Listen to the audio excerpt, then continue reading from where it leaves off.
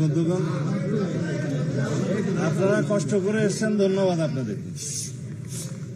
আমি আরো অনেক আগে আসার কথা ছিল মামলা করার জন্য। বিভিন্ন রকমের ব্যস্ততা এবং তথ্য উপাত্ত সংগ্রহ করতে একটু দেরি হয়েছে, যার জন্য আমি বেশ কয়েক মাস আগে যেটা করতে পারতাম সেটা আমার দেরি হয়ে গেল। আমি আন্তর্জাতিক অপরাধ আদালতে আমার নিজের মামলাটি রেকর্ড করালাম।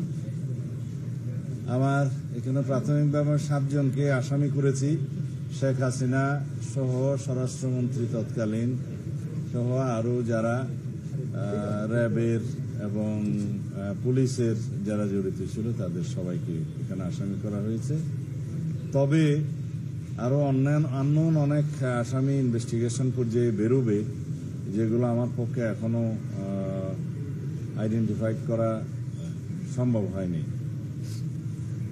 শুধু আমি আমার মামলার কথা বলবো না, বাংলাদেশের গত ফ্যাসিস্ট রেজিমে, শেখ হাসিনার অবৈধ ফ্যাসিস্ট রেজিমে যারা এনফোর্স ডিসঅ্যাপিয়ারেন্সের শিকার হয়েছেন, আমার মতো যারা জুডিশিয়াল কিলিং এর শিকার হয়েছেন, যারা পুলিশি নির্যাতনে মৃত্যুবরণ করেছে, যারা বিভিন্নভাবে আওয়ামী দলীয় সন্ত্রাসীদের দ্বারা নির্যাতিত হয়ে মৃত্যুবরণ করেছে অথবা অপঙ্গত্ব বরণ করেছে, বিভিন্নভাবে মানবতা বিরোধী অপরাধ সংঘটিত হয়েছে, এই সমস্ত কিছুই আন্তর্জাতিক অপরাধ ট্রাইব্যুনালে যাতে মামলা হয়, যারা ভুক্তভোগী তারা যাতে মামলা করেন সেজন্য আহ্বান জানাচ্ছি। আর আন্তর্জাতিক অপরাধ ট্রাইব্যুনালের কার্যক্রম যাতে সুচারুরূপে সম্পন্ন হয় সেজন্য সরকারকে আহ্বান করব যাতে লজিস্টিক সাপোর্ট, ইনভেস্টিগেশন টিম বাড়ানো, প্রসিকিউশন টিম বাড়ানো সহ যত রকমের সহায়তা প্রয়োজন সরকার যেন করে। আমাদের পক্ষ থেকে আমরা যতটুকু সহায়তা আমাদের জন্য আমাদের ক্ষেত্রে প্রযোজ্য তা আমরা সহায়তা করব। তবে বিচার বিভাগ স্বাধীন এবং স্বাধীন বিচার বিভাগের মধ্য দিয়ে আমরা আশা করি এই বিচারিক প্রক্রিয়া চালু থাকবে এবং আন্তর্জাতিক মহল আর দেশের অভ্যন্তরে সবাই যেন এটা দেখতে পায় যে একটা সুবিচার নিশ্চিত হচ্ছে, এখানে কোনো পক্ষপাত করা হচ্ছে না। এটা আমাদের খেয়াল রাখতে হবে। যেভাবে ওপেন কোর্ট ট্রায়ালটা মানুষ সরাসরি দেখতে পাচ্ছে, এটা আমাদের দেশের জন্য একটা নজির স্থাপন করেছে। আশা করি এখন উন্মুক্ত আদালতের বিচার কার্যক্রম যদি সর্বসাধারণ দেখতে পারে তাহলে সেখানে সুবিচার নিশ্চিত হবে ইনশাআল্লাহ। এই কার্যক্রম যেন আমরা সর্বক্ষেত্রে প্রচলন করতে পারি সেটার জন্য প্রচেষ্টা নেওয়া হবে। ধন্যবাদ আপনাকে। ভাই, আপনি নিজেই স্বীকার করেছেন যে অভিযোগটা দায়ের করতে কিছুটা দেরি হয়েছে, কিন্তু একই সাথে যদি আপনি অভিযোগটা আগে দিতেন তাহলে কিন্তু আপনার বিচারটা, আপনার যে গুমের অভিযোগের বিচারটা আরো আগে শুরু হতো, সেক্ষেত্রে আপনার কিছুটা অনুশোচনা হয় কিনা প্রশ্ন, এটা 1 নম্বর। 2 নম্বর প্রশ্ন হলো যে বিএনপি এই যে অভ্যুত্থান পরবর্তী এখন পর্যন্ত শহীদ এবং আহতদের সাথে কারোর সাথে বসেনি, ওভারঅল যদি বসার কথা বলি, এটা কি বিএনপির রাজনৈতিক কোনো ব্যর্থতা কিনা?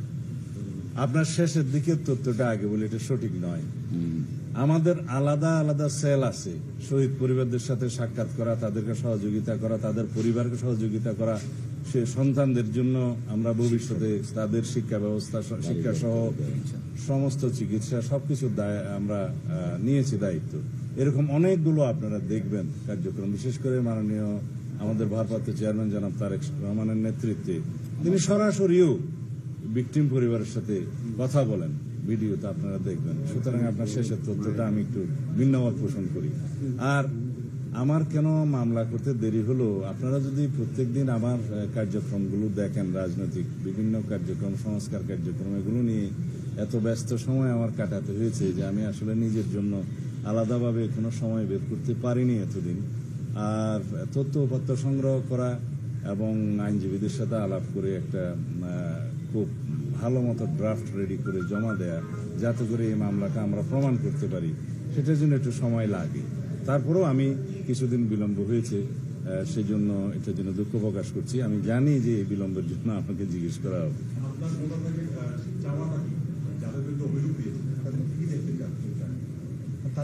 আমি কি দেখতে চাই সেটা ন্যায় বিচার না।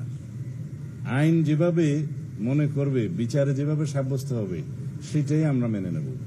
আমি তো চাইব সর্বোচ্চ সাজা হোক, কিন্তু আইন আদালত সেটা সিদ্ধান্ত নেবে যে কোন সাজা তাদের গ্রহণ করা হবে, দেয়া হবে এবং কিভাবে আমরা প্রমাণ করতে পারলাম সেটার উপর নির্ভর করবে।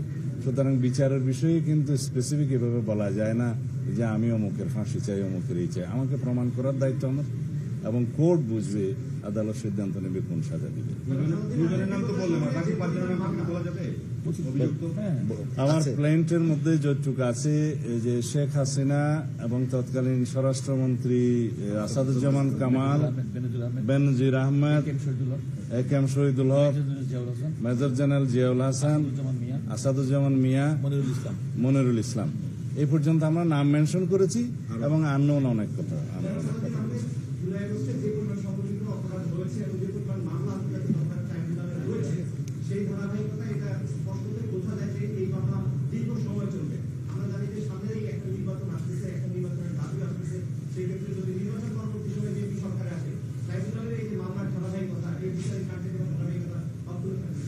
অবশ্যই সেটা শুধু বিএনপির প্রতিশ্রুতি নয়, এই জাতির আকাঙ্ক্ষা, জুলাই আগস্টের শহীদদের রক্তের আকাঙ্ক্ষা, সমগ্র জাতির প্রত্যাশা, এই জনগণের প্রত্যাশা, ন্যায় বিচার প্রতিষ্ঠা করতে হবে।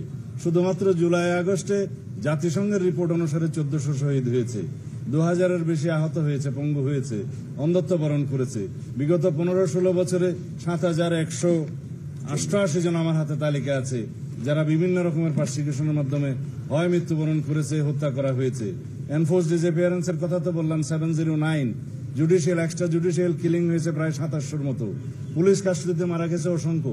এইভাবে যারা নির্যাতিত হয়েছে, যারা নির্বাসিত হয়েছে, যারা কারাবাসে গিয়েছে, যারা অন্ধত্ব বরণ করেছে, চিরতর অপঙ্গত্ব বরণ করেছে, শিকার হয়েছে হত্যাকাণ্ডের, এগুলো সবগুলোর বিচার করা হবে ইনশাআল্লাহ। তবে এতগুলো বিচার করার জন্য আমাদের হয়তো ভবিষ্যতে আরো ট্রাইব্যুনাল বাড়াতে হবে, প্রসিকিউশন টিম বাড়াতে হবে, ইনভেস্টিগেশন টিম বাড়াতে হবে। এগুলো আমাদের প্রতিশ্রুতি, জাতির কাছে সমগ্র জাতির প্রত্যাশা, আমাদের প্রতিশ্রুতি তো বটেই, এগুলো কন্টিনিউ করতে হবে। সমস্ত রেকর্ড সবকিছু আমাদের কাছে আছে, কিন্তু বিচার যারা প্রার্থী তাদেরকে দয়া করে এসে মামলা দায়ের করতে হবে, এইটুকু তাদের কাজ। আপনারা আন্তর্জাতিক অপরাধ অনেক দেখেছেন, দ্বিতীয় বিশ্বযুদ্ধের পরে অনেক অপরাধের কথা আপনারা শুনেছেন, নুরেমবার্গ ট্রাইব্যুনালের কথা শুনেছেন। এগুলো একদিনে সমাপ্ত হয়নি, ইট টেক্স টাইম, এবং এরপর হয়তো আপিল হবে, যা কিছু হবে, কিন্তু ন্যায় বিচার প্রতিষ্ঠা করা হবে।